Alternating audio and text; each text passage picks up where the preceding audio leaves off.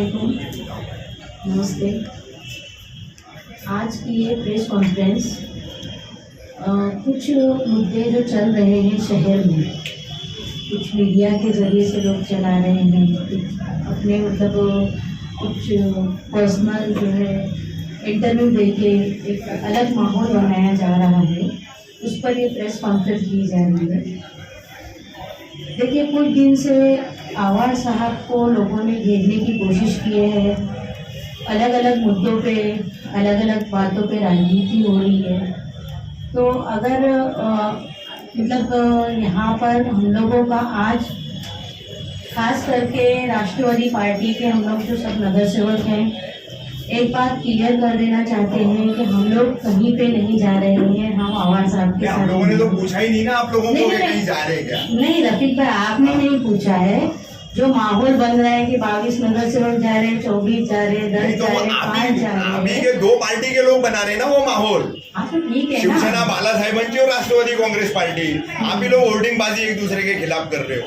वो तो राजनीति जो चल रही है वो एक अलग है। हम हमारी बात अपने आप लोगों के सामने रखने के लिए जो है ये प्रेस कॉन्फ्रेंस कर रहे हैं। और जो विकास के मुद्दे हैं, जैसे आवाज़ साहब ने काम किए या नहीं किए, तो ये आप लोग भी बेहतर जानते हैं कि मुमरा का जो रेती बंदर का रास्ता था पहले कैसा था, आज कैसा है। वो तो आवाज़ साहब के आने के पहले बना है। क्या मुमरा रेती बंदर का रास्ता? हाँ, अच्छा, के भी तो रास्ते हैं ना, रेती बंदर में कहाँ जाते हो? घूमने जाते हो? मैं घूमने जाने की बात नहीं कर रही हूँ।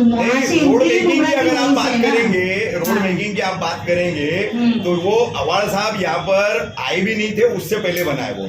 कैसा वहाँ पर तो रास्ते में खड्डे थे, दुनिया भर का रास्ता था, आने से पहले रास्ते बने। हाँ, उसके पहले ही बने। रेती बंदर का रोड, रेती बंदर का रोड। मैं बोल रही हूँ, नहीं, आप अगर पर्टिकुलर उस रोड में बहस कर रही है तो मैं मिनट्स निकालूंगा महासभा के लिए। निकालिए ना, आप महासभा के मिनट्स निकालिए, क्योंकि महासभा में हम लोग हमेशा बोलते हैं और बोलने के बाद ही बजट आया है। आपको मालूम है 2007 में मैं नगर सेवक बनी। हाँ, तो वो रोड कब बना है? आप 2007 में नगर सेविका बनी, मुमरा रेती बंदर का रोड कौन से साल में बना है बताइए आप मुझे। कॉन्क्रीट रोड कब बना? हाँ, वही मैं पूछ रहा हूँ, कॉन्क्रीट रोड कब बना आप बताइए। अभी तो बन रहा है, वो काम चल रहा है उसका। कभी बना? अभी हाल ही में काम शुरू है उसका। वो एक्सटेंडेड पार्ट बोल रहे हैं ना, एक्सटेंडेड पार्ट बोल रहे हैं। 96 में 96, 97 में पूरी महासभा उठकर आई थी। देवराम भोईर सदन नेता थे। देखिए रफीक भाई, विपक्ष में रह करके हम भी यही रहते। हाँ, वही इसीलिए बोल रहा हूँ मैं। महासभा में उठाया है, आप मिनट्स निकाल के देखिए। जब हम उस रास्ते से आते थे तो दुनिया भर के खड्डे रहते थे। वो 96, 97 का रोड है मैडम। के पास आप आएंगे तो जो है रेलवे स्टेशन का हाल कितना खराब था। रेलवे स्टेशन आप बताओ ना, तो वहीं से तो शुरुआत कर रही हूँ ना, मुमरा से ही। हमारी आने की एंट्री उधर से है मुमरा में। आपने रेती बंदर का रोड बोले कि आवाज़ साहब के आने के बाद बना है। मैंने आपकी याददाश्त ताजा करने के लिए बोला कि वो रोड आवाज़ साहब के मुमरा कलवा मुमरा विधानसभा के काफी पहले बना। लेकिन कॉन्क्रीटीकरण और उसको कॉन्क्रीटीकरण नहीं बोल रहा हूँ, जो है वो है अच्छे से बना। मैडम मैं कॉन्क्रीटीकरण ही बोल रहा हूँ। कॉन्क्रीटीकरण अभी आपके हिसाब से वो है, मेरे हिसाब से चौपाटी भी तो बन के तैयार होने वाली है। नहीं, चौपाटी बन के तैयार नहीं है, उसका वर्क, उसका काम शुरू है, उसके ऊपर स्टे है, वो एक अलग मुद्दा है। बाकी एम गेट भी आपने देखा होगा, पहले रेलवे स्टेशन कैसा था, आज कैसा है। काम हो रहा है ना, काम हो रहा है कि नहीं हो रहा है? अभी उनका जो कहना है कि काम हुआ ही नहीं, ठीक है। हम नगर सेवक जब महासभा में बोलते हैं तो उसके बाद भी आगे जाके उस पर बजट मिलना भी जरूरी रहता है। तो बजट के लिए कहीं ना कहीं आवाज़ साहब ने हमको पूरा सपोर्ट किया है। जब जंत्रे साहब पहले थे उस वक्त उन्होंने सिर्फ मंजूरी दी थी, उसके बाद अमल बजावनी जो हुई है आवाज़ साहब के आने के बाद, उन्होंने जो है बड़ा बजट का जो फंड था, बड़ा फंड, वो जायसवाल साहब के आने के बाद से उन्होंने लिया है वहाँ से। महापालिका एक वक्त में ऐसे हाल में आ गई थी कि वो अधिकारियों का पेमेंट भी निकालने के लिए नहीं था। सड़क नाले गटर बनाना ही विकास है क्या? विकास की पूरी परिभाषा क्या है? What is the definition of development? देखिए, मैं जो मेरे हिसाब का डेवलपमेंट है मैं उसकी बात करूँ। डेवलपमेंट का डेवलपमेंट होता है, अपने और मेरे हिसाब से कोई डेवलपमेंट थोड़ी होता है। मैं मेरे अपने जो आप अपनी वार्ड की बात कीजिए, फिर आप अवार्ड साहब की बात मत कीजिए। अवार्ड साहब को अपनी बात रखने दीजिए। हम उनकी पार्टी के नगर सेवक हैं और उन्हीं के ऊपर अगर कंट्रोवर्सी हो रही है तो जिससे कंट्रोवर्सी हो रही है उसमें बोलो ना। आप सड़क नालों में क्यों बोल रही है? तो डेवलपमेंट किया ही नहीं, कंट्रोवर्सी है और कंट्रोवर्सी है। आपके अवार्ड साहब ने औरंगजेब रहमतुल्लाह अलैह की शान में जो गुस्ताखी की उसकी कंट्रोवर्सी है। अरे बाबा, साफ तो दिया। हाँ, तो उस पर भी तो शानू भाई ने दिया ना, खुलासा दिया कि मैम वो बड़ा डिप्लोमेटिक जवाब था वो, उसमें कुछ ऐसा मतलब उन्होंने अवार्ड साहब की तरफ से माफी मांगी, जबकि जिसने कहा उसने माफी मांगनी चाहिए। देखिए, यहाँ पे मैंने विकास के मुद्दों को लेकर जो मेरी तरफ से मेरे नजर में ऐसा है कि विकास में तो कोई कंट्रोवर्सी नहीं है। कंट्रोवर्सी रिलीजियस मुद्दों को लेकर के है कि भाई अवार्ड साहब ने काम ही नहीं किया है। अवार्ड साहब ने अशरीन मैडम, एक मिनट माफी चाहूंगा, आपको रोक रहा हूँ। आप बैठी है, रेहान भाई बैठे हैं, जफर भाई बैठे हैं, संगीता भी बैठी है, बाकी के सब लोग हैं। आप मुझे बताओ, पिछले कई दिनों से जो भी महीना 2 महीना जो भी चल रहा है उसमें विकास की कोई बात किया, उसको लेके कोई कंट्रोवर्सी है क्या? नहीं है। कुछ लोग सुनो, कुछ लोग टोरेंट को लेके मुद्दा कर रहे हैं, आपको उस पर क्या बोलना है वो आप बोलो। लेकिन अगर controversy related to ex minister Jitendra Awhad, तो वो रिलीजियस लेवल की, जैसे आज शिवाजी महाराज के वक्तव्य की हुई है, ठीक है। अभी हम भी जानते हैं उन्होंने कोई गलत वक्तव्य नहीं दिया है शिवाजी महाराज को लेकर के। उन्होंने साफ सुथरा कहा है कि इतिहास में जो 2 संदर्भ है उसमें से एक संदर्भ आप हटा लेंगे तो दूसरा संदर्भ ऐसे ही अर्थहीन हो जाता है। लॉजिकल बात है उनकी, उसको कोई भी मतलब अक्ल वाला आदमी जो है ना, जो इतिहास जानता है, महाराष्ट्र का इतिहास, हिंदुस्तान का इतिहास, वो नकारेगा नहीं उनकी बात को। लेकिन उसके पहले की जो कंट्रोवर्सी आप बोल रहे हैं तो वो औरंगजेब रहमतुल्लाह अलैह से जुड़ी हुई है, तो उसी पे आप बात करना चाह रही हैं क्या? नहीं, मैं तो देखो जो काम हुआ है मैं काम के बारे में बोल रही हूँ। नहीं, आप काम पे तो हर महीने में आप लोग 4 प्रेस कॉन्फ्रेंस करते हो। अच्छा, तो अभी करते हैं, लेकिन अभी इस बार आज उम्मीद जगी थी कि शायद औरंगजेब रहमतुल्लाह अलैह के मुद्दे पे आप बिल्कुल सबसे पहले तो एक बात सुनिए, अभी मुझे और पत्रकारों को पता नहीं, मुझे इंडिविजुअली बोला गया कि अवार्ड साहब आ रहे प्रेस कॉन्फ्रेंस से, हम उसके लिए आए। क्यों नहीं आए अवार्ड साहब? इसका खुलासा आप लोग दो। आप उनके लोग हैं ना, आप उनके लोग हैं। नहीं, ऐसा अवार्ड साहब के नाम पे मीडिया को क्यों बेवकूफ बनाया जा रहा है? फिर वो बोलो, आपके ऑफिस को पूछो ना।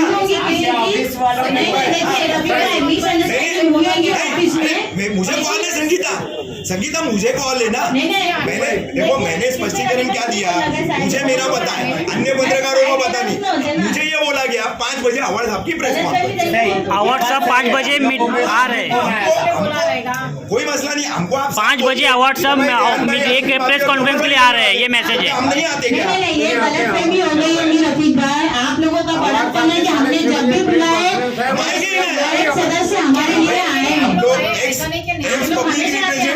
भाभी, आप लोग एक्स पब्लिक रिप्रेजेंटेटिव है, ठीक है, और आप सक्रिय भी रहते हैं, तो आप लोग बुलाएंगे तो आएंगे ना हम लोग। तो उसके लिए इस तरीके से हर बार क्यों इस्तेमाल करते हैं? मत करो ना। रफीक भाई, गलतफहमी हो गई होगी। से साहब नहीं आ पाए, इसकी वजह से उन्होंने कहा कि आप लोग इस प्रेस कॉन्फ्रेंस को। अभी हम लोग आए तो आपसे ये पूछे ना, साहब आ रहे हैं। बराबर है, मैंने क्या बोली आप? ठीक है, चलिए आप कंटिन्यू कीजिए। आप डेवलपमेंट की बात कर रहे थे, महानगर पालिका के काम छोड़कर माननीय जितेंद्र आवाड साहब ने 2009 से क्या क्या काम किए, जरा बताएंगे? महानगर पालिका के अभी अपने हद में मुमरा शहर में जो काम हुए हैं, कोई छोटे छोटे काम तो हुए नहीं है।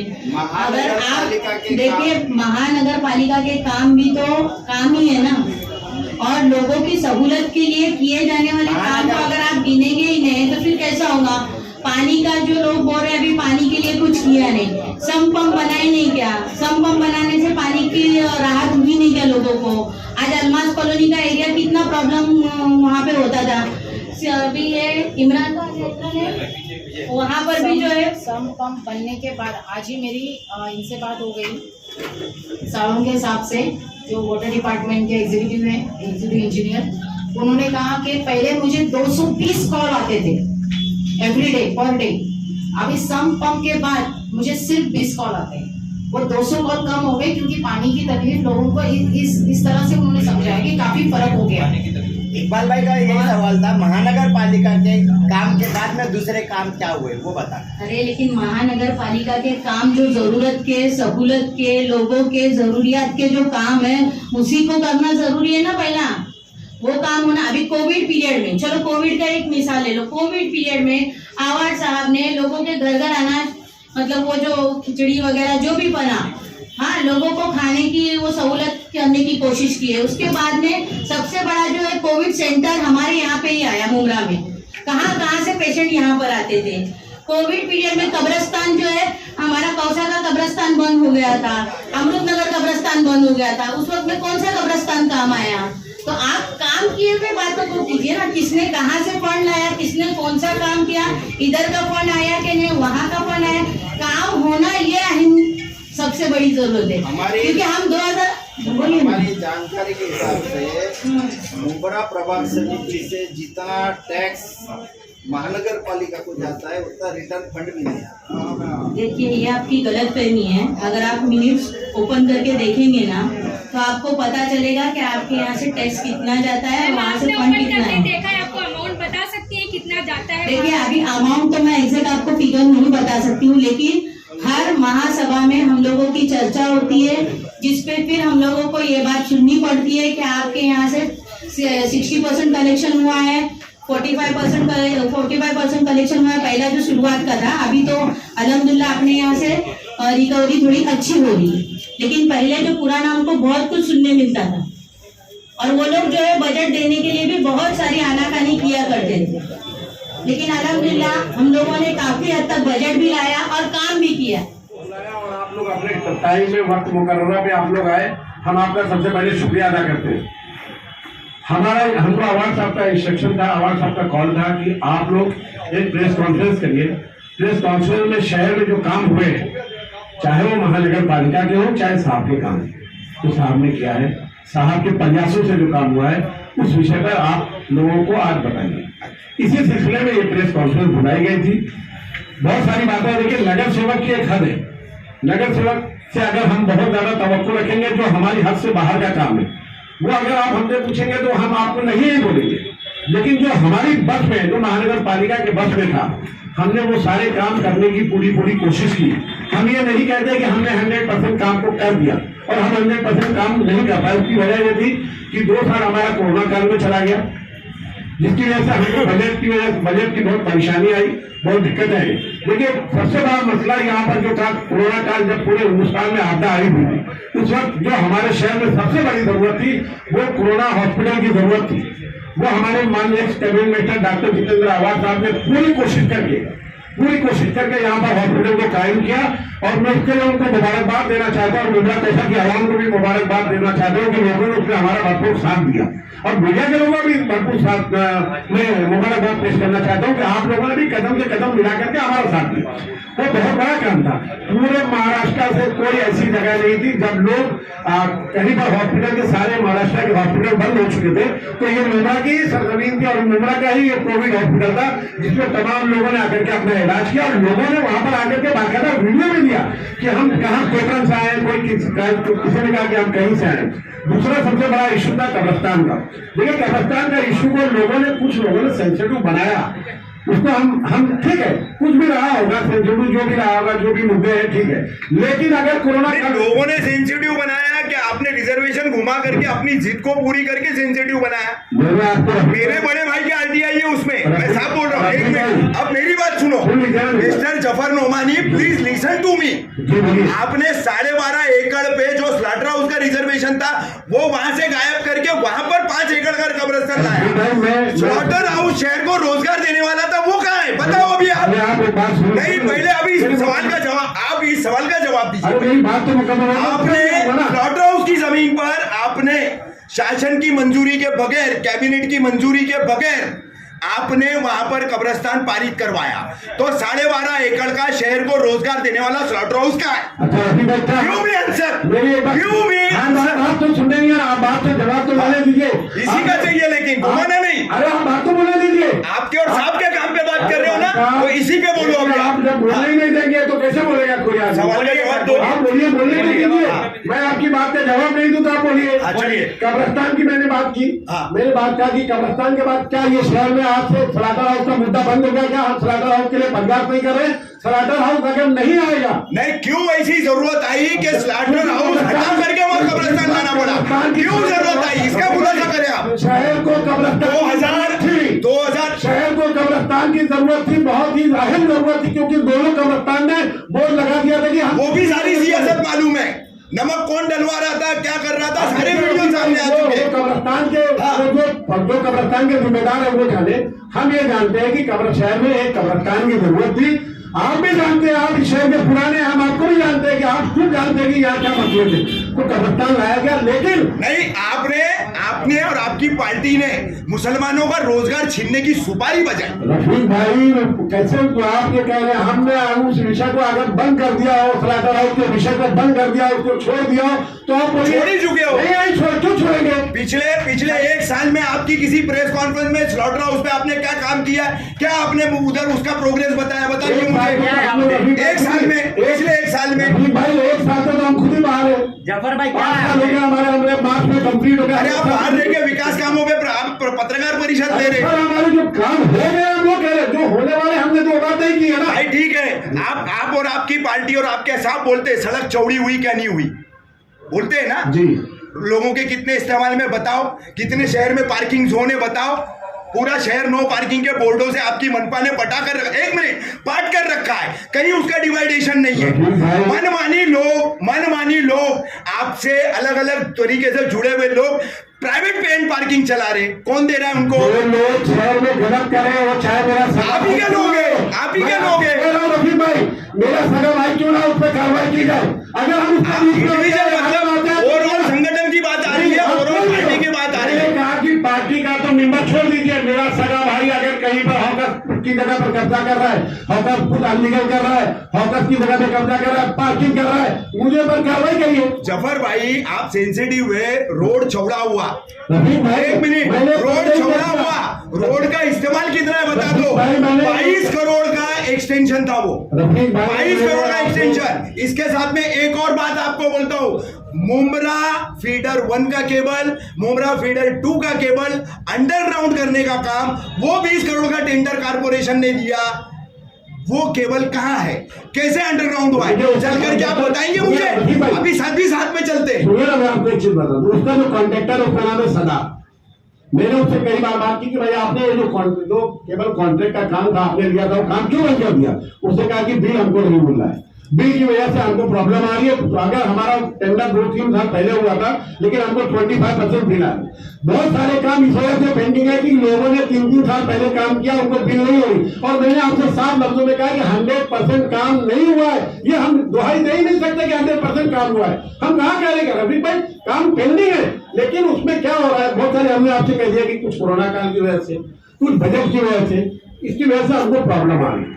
आप लोगों से हम ये बार बार अपील करते हैं कि आप लोग पहली बात तो आप इस शहर के हिस्सा है। रफीक भाई, हम आपको पत्रकार समझ के नहीं बुलाते, आपको हम अपना भाई समझ के बुलाते हैं, क्योंकि आप यहाँ के रहवासी है। मूल सुविधा क्या क्या चाहिए आप हमको बताइए, आप हमारा साथ। हमने पहले ही कहा कि हम आपका भी शुक्रिया अदा करते हैं कि आप लोगों ने हमारे हर विषय पर, शहर के हर विषय में आपने हमारा साथ दिया। भाई, कोविड के 2 साल, लॉकडाउन के 2 साल, वो ऐसा पीरियड था कि तेरी मेरी उड़ियानी करने का मामला नहीं था। मीडिया को उतनी समझ है किस तरीके से अवार्ड साहब ने, आप लोगों ने उनके माता जो भी है, किचन कम्युनिटी, राशन देना, ये वो तमाम काम इंडिविजुअल कई लोगों ने काम किया। तो उस वक्त जो कोई इस तरीके की बात नहीं थी, वो पीरियड ही ऐसा था कि एक दूसरे का हाथ पकड़ करके उस मुश्किल वक्त का पूरी मानवता को सामना करना था। तो वो काम सभी ने किया है साहब। आप कोविड से आगे बढ़िए। नवीन भाई, मैं खाली एक बात ये कहना चाहता हूँ कि शहर में जो कब्रस्तान की बात है, अगर कब्रस्तान नहीं होती उस वक्त, नहीं क्यों कर जरूरत आई स्लॉटर हाउस का रिजर्वेशन कैंसिल करके? वहां आप बनपा के सदस्य पिछले 5 साल के थे, 2017 से 22 तक। ये काफी पुरानी है आपकी। रेहान भाई ऑफिशियल नगर सेवक नहीं है, लेकिन एक नगर सेवक का रोल उन्होंने अपने पूरे इलाके में निभाया है, सारे लोग जानते हैं। ऑफिशियली मैं उनसे क्वेश्चन नहीं कर सकता हूं। उसी तरीके से इमरान सुरमे का मामला है, he is not official representative. आप 2 हैं, तो मुझे एक वजह बता दो कि क्या ऐसी वजह थी कि स्लॉटर हाउस का रिजर्वेशन हटा करके कब्रिस्तान लाना वहां जरूरी था? देखिए, जिस वक्त कब्रिस्तान का मामला आया था, मैम सॉरी, आप बोलेंगे कि रफीक भाई आप फिर बहस कर रहे हैं। सिर्फ नहीं, आप मेरे सीधे से सवाल का सीधा सा जवाब दीजिए, क्या जरूरत थी, किस वजह से? ऑथेंटिक वजह मुझे बताइए, प्रशासनिक वजह बताइए। लेकिन जितनी मालूमात है सिर्फ उतनी। अरे ये बदनसीब शहर है, मुर्दा दफन होने के बाद लोग तालियां बजा करके गले मिलते हैं। जब कमिश्नर साहब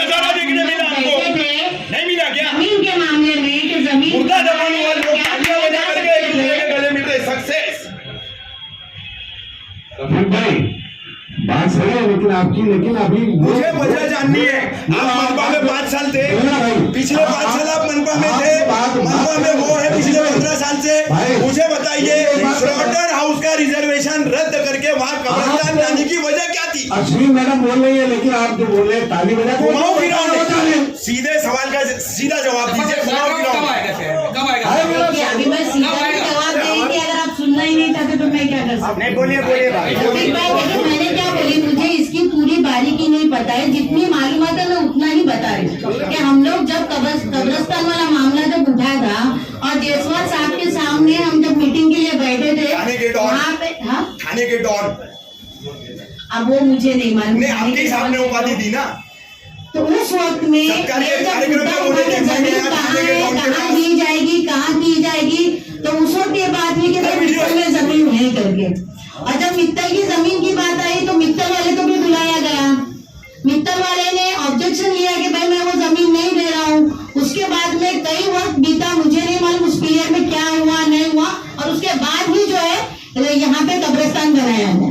तो मैं पूरी डिटेल आपको नहीं बता सकती और पूरा ये दावे के साथ नहीं बोल सकती कि भाई यही हुआ है या वही हुआ है। लेकिन मित्तल को बुलाया गया था और मित्तल ने उस वक्त ऑब्जेक्शन लिया था कि मेरी जमीन पे मैं स्लेटर हाउस बनाने नहीं दूंगा।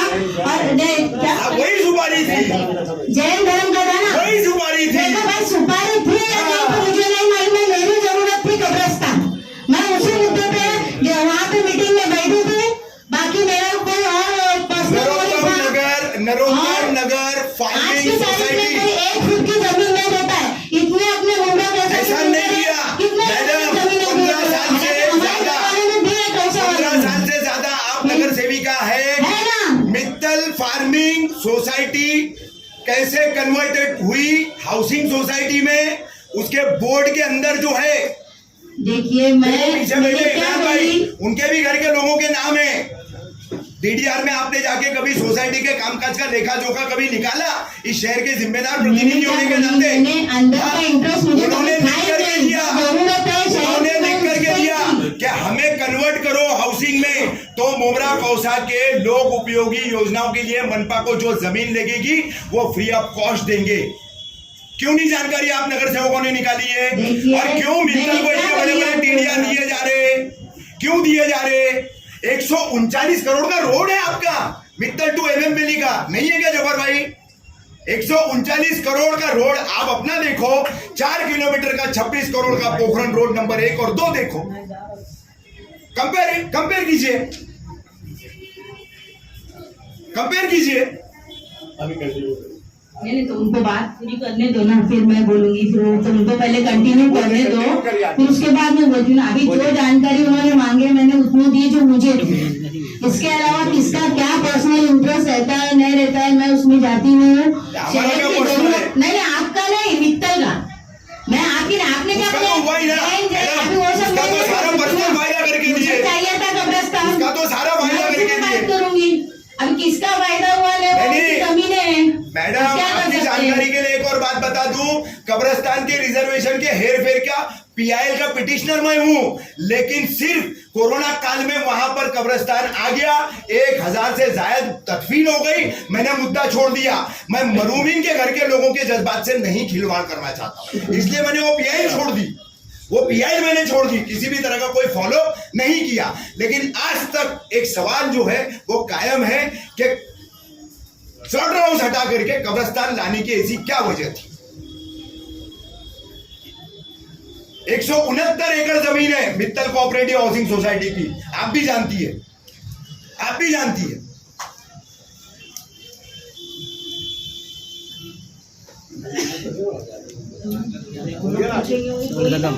उसके आगे उन लोग जो सवाल और मजीद क्या काम किए हैं? और मजीद काम देखिए जो मुद्दे की बातें थी वो तो शुरुआत से ही हमने बताया कि भाई एम गेट को देखो, कब्रिस्तान जो मैम रेलवे स्टेशन पे एस्केलेटर आज भी देखिए वो भी अभी किसी ने स्टे लिया था, मैंने बीच में भी लेटर डाला था और उसके ऊपर जो है मुलाकात भी की थी, लेकिन किसी ने स्टे लिया है, इसकी वजह से वो काम रुका पड़ा था। लेकिन मुमरा के साथ ऐसा क्यों? लेकिन अभी मुमरा के साथ क्यों होता है? तो अभी जो कर रहे हैं उसको आप नहीं बोल रहे हो, हमें क्लेम कर रहे हो। फिर मैम आवाज भाई मीटिंग रोड चौड़ी करने के लिए जो है मुमरा का गुलाब पार्क मार्केट कई बार हटाया गया और अवार्ड साहब के कहे अनुसार कि 2 एकड़ जमीन हमने हॉकर्स जोन बनाने के लिए दे दिया, लेकिन अभी तक हॉकर्स जोन जो है हॉकर्स छोड़ करके गए नहीं। अभी देखिए, जब अभी वो भी मुद्दा आता है तो ऐसा है कि गरीब के पेट पे लात मारते हैं, गरीब को खाने नहीं दे रहे। लेकिन जेसीबी से 3-4 बार हटाने के लिए तो गरीबों के पेट पे लात तो पड़ी। वही बोलो ना, तो अभी हटाने के लिए भी वजह थी कि भाई लोगों को आने के लिए तकलीफ होती है, ट्रैफिक हो रही है, एम्बुलेंस में लोगों की डेथ हो रही थी। लेकिन अभी भी जब हम यहाँ पे आए चीज पर राजनीति हो रही 5 मिनट का रास्ता 20 मिनट में तय होकर जाने तैयार, हम उनको जगह दे रहे नहीं। रिक्शा जो हिंदी का रिक्शा चल रहा है उसका भी मसला है शायद। हर तरीके से घुमा फिरा के आप लोग अगर घुटेंगे तो कैसा चलेगा? जो चीज हो रही है उसको एक्सेप्ट नहीं करने मांग रहे आप। अभी आपने प्रभाग समिति में एक मीटिंग हुई थी, पिछले साल ही शमीम भाई थे, जफर भाई भी थे, रेहान भाई भी थे, ट्रैफिक वार्डन हम बढ़ाएंगे, फिर कई स्कूलों से लोग आएंगे, कहाँ है? कोई एक भी नहीं नजर आ रहा है। आज तो ट्रैफिक सीनियर भी नहीं दिखता है मार्केट में। अब तो ट्रैफिक वार्डन भी नहीं है, नया ट्रैफिक विभाग तो पता नहीं कहाँ सोया हुआ है। अस्सलाम वालेकुम सारे मेरे साफी भाई हजरत जो यहाँ पर आप आए, आपका बहुत बहुत शुक्रिया। इस आज की प्रेस कॉन्फ्रेंस का जो मौजूद था वो ये था कि आज जो शहर में बातें चल रही है, मैं द पॉइंट बात करता हूँ कि अवार्ड साहब की मार्फत कोई विकास का काम नहीं हुआ। जो जिनकी जिम्मेदारी थी, जो सारे जो नगर सेवक थे पुराने, जो माजी आज हो गए, तो सबने विकास किया। और माननीय मंत्री जी जो हमारे एक्स मंत्री थे, उन्होंने कोई विकास का काम नहीं किया। तो इसके मुतालिब मैं ये कहना चाहता हूँ कि जो हमारे जितने भी नगर सेवक थे, तकरीबन आप सारे सीनियर हजरत, साफी हजरत यहाँ पर हैं, एक नगर सेवक की जो मियाद, जो हमारे को एक इसके अंदर जो लिमिटाइजेशन के अंदर पैसे मिलते थे नगर सेवक निधि या उसके प्रभाग के लिए, तो 50 लाख से 70 लाख रुपए अप्रोक्स के आसपास होती है। उसके अंदर हमने और तमाम जितने हमारे आज नगर सेवक है, जितने आज हमारे लोग हैं, हर बार जब जरूरत पड़ी, हर बार, यानी अगर मैं रशीद कंपाउंड की बात करता हूँ तो हर बार, जैसा जसवाल साहब थे, उनके बाद में भी जो कमिश्नर साहब आए, हमने अवार्ड साहब को आग्रह करके वहां पर लेकर गए। और वहां पर चाहे वो कोई भी बजट का हेड हो, चाहे यूटी का हेड था, चाहे एनडीपी का हेड था, अवार्ड साहब ने बोल करके, वक्त की तकाजा है क्योंकि आज डेंसली पॉपुलेटेड एरिया था रशीद कंपाउंड। और आप जितने भी लोग हैं, मैं आपसे भी सारे से इल्तिजा करता हूँ एक छोटी सी बात कि रशीद कंपाउंड का जितना भी विकास करना था, आज मैं जानता हूं आपके मार्फत के बहुत सारे ऐसे काम है जो नहीं हुए, लेकिन मेरी कोशिश करके जितने भी काम थे मैंने रशीद कंपाउंड सुधारने की कोशिश किया। और उसके अंदर निधि मुहैया कराने में डिफरेंट बजट हेड से, आईएनडीपी से, यूटी से अवार्ड साहब का एक बहुत बड़ा योगदान रहा। आज हमारे प्रभाग में, मैं अपने प्रभाग की बात कर रहा हूँ, अवार्ड साहब की एक, जब अवार्ड साहब इसके अंदर जो कमिश्नर साहब से अवार्ड साहब ने एक 200 करोड़ का रिमॉडलिंग का प्रोजेक्ट था, उसके अंदर से भी फंड लाने का बहुत बड़ा काम अवार्ड साहब की मार्फत हुआ। आज रशीद कंपाउंड के अंदर अल्हम्दुलिल्लाह हमने 5 से 7 लाइन डालने में कामयाब हो गए। लगभग आज ना के बराबर रशीद कंपाउंड की, और मैं समझता हूँ कि दीगर इलाकों का पानी का प्रॉब्लम हल हुआ। उसी तरीके से सम्प एंड पंप की जो बात आई भाई, सम्प एंड पंप आज पास वक्त इमरान सुरमे साहब के वार्ड के अंदर, शानू भाई के वार्ड में, अलमास कॉलोनी में, आज यहाँ तक कि मेरे यहाँ पर भी अम्बेडकर पाड़ा में एक जगह है, वहां पर भी सम्प एंड पंप का हर जगह 10 लाख से लेकर 7 लाख लीटर का ESR जो है एलिवेटेड रिजर्व है वो, और जो सम्प एंड पंप तैयार है, उसकी वजह से बहुत जितनी भी तारीख की जो हमारे पास पानी के प्रॉब्लम थे, क्योंकि पानी डिपॉजिट करने का हमारे पास कोई प्रयास नहीं था, पानी का फ्लो बराबर होता था, लेकिन पानी की किल्लत की वजह से हम लोग पानी को मेंटेन नहीं कर पाते थे, तो यहाँ पर वो काम हुआ। तो ये जो बात थी ये बिल्कुल बेबुनियाद थी कि अवार्ड साहब के मार्फत विकास का काम नहीं हुआ। तो जो काम हुए, अभी जैसा कि हॉस्पिटल की बात है, इसके साथ में स्टेडियम की बात है, तो ये प्रपोजल तो काफी दिनों से पड़ा था, लेकिन आज उसको लेकर आना, इम्प्लीमेंट करा के उसको पास करा के लेकर आना और उसको शुरू कराना, ये भी सारे काम अवार्ड साहब की मार्फत हुए। तो जितने भी सारे काम थे, और ये बात कि हर नगर सेवक ने अपना, ठीक है नगर सेवक ने, मैं इसके अंदर ये चीज आपसे नहीं बोल रहा हूँ कि नगर सेवक ने काम नहीं किए, जो इससे पहले भी थे, आपसे पहले भी जो लोग थे, काम का स्केल था, काम की दर थी। आज हमारे कितने यहाँ पर सीनियर साथी मौजूद है, अगर आप लोगों के सामने अगर मैं ये चीज बोलूं कि अवार्ड साहब के आने के बाद का स्केल और उसके पहले का स्केल, तो शायद लोग एग्री करें कि उसके बाद में जो हमारा डेवलपमेंट काम हुआ मुमरा के अंदर, वो काम बढ़कर हुआ है। तो लोगों को आज मौसू ये था बात करने का कि कुछ लोगों का बोलना था कि अवार्ड साहब ने अपनी तरफ से कोई काम नहीं किया, जो काम किया सारे लोगों ने किया, कि ठीक है लोगों ने काम किया, लेकिन जो डेवलपमेंट के काम थे उसके अंदर बहुत बड़ा योगदान था अवार्ड साहब का। हर जगह से जिस तरीके से जो हमको फंड्स मुहैया कराए, वो कॉर्पोरेशन के ही फंड थे, वो दूसरे हेड्स के फंड थे। आज भी जो हमारे को फंड्स आते हैं, एक नगर सेवक को जो एक योजित जो एक सैंक्शन निधि होती है प्रभाग सुधारना, और नगर सेवक उसकी एक मियाद होती है। लेकिन जब कभी हमको उसके अंदर ऐसा लगता है कि हमारे वार्ड में हम कम पड़ रहे हैं, हमारे को वो निधि सफिशिएंट नहीं है हमको और एडिशनल, तो हम कमिश्नर साहब के पास जाते हैं और हर बार हमारे साथ में अवार्ड साहब को बोलकर उनसे बात करके कि उनसे एक राइट वे है उस तरीके से बोलकर हमको निधि मुहैया कराई। चाहे फिर वो यूपी का बजट हो, चाहे एनडीपी का हो, नाले बनाने का हो, पानी का काम हो, हमको हर जगह हर तरीके से अवार्ड साहब ने उस बजट मुहैया कराने में मदद की। हमारे चैनल को सब्सक्राइब करें, बेल आइकन जरूर प्रेस करें हमारी न्यू वीडियो सबसे पहले देखने के लिए।